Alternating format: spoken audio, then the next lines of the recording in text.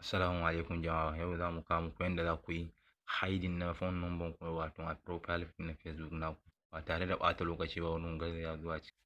Farkon abin da za ka fara yi za ka hau kan Facebook application naka ne.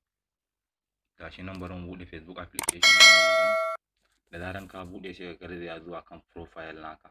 Wanda za ka yi ka gane farkon zuwa kan profile naka shine za ka danna wannan alamun guda uku da suke ta hannun dama a saman kan wayanka. Da zaran ka zo nan sai ka danna kan wannan profile naka da kuke gani gashi nan a rubuce view your profile. In ka buɗe shi zai kawo ka nan da kuke gani shine wannan profile naka.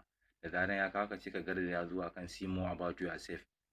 Idan ka buɗe see more about yourself din zai kawo ka, za ka kalli wayannan abubuwan din ga sunan kamar haka nan da kuke gani. Sai ka garzaya za ka kalli number wayanka. Abin da za ka yi shine sai ka danna wannan alamun alƙalami da ke hannun dama na wayanka wato ƙasa da add din nan da kuke gani. Sai ka yi clicking a kai.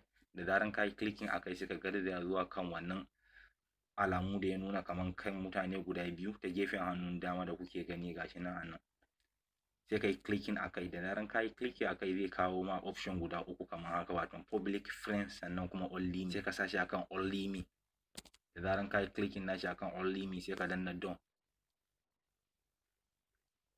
To gashi nan dai kai kana iya kallon number wayanka, amma idan wani ya hau Facebook din yayi hau kan profile naka ba zai ga number wayanka ba. Kamar yadda kuke gani a nan gashi nan muna iya ganin number wayan mu.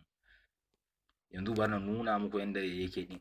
Misali ina hau kan Facebook da wani account din sai nuna muku ku kalla ne searching na profile din ba za ka kalla number wayan nan ba.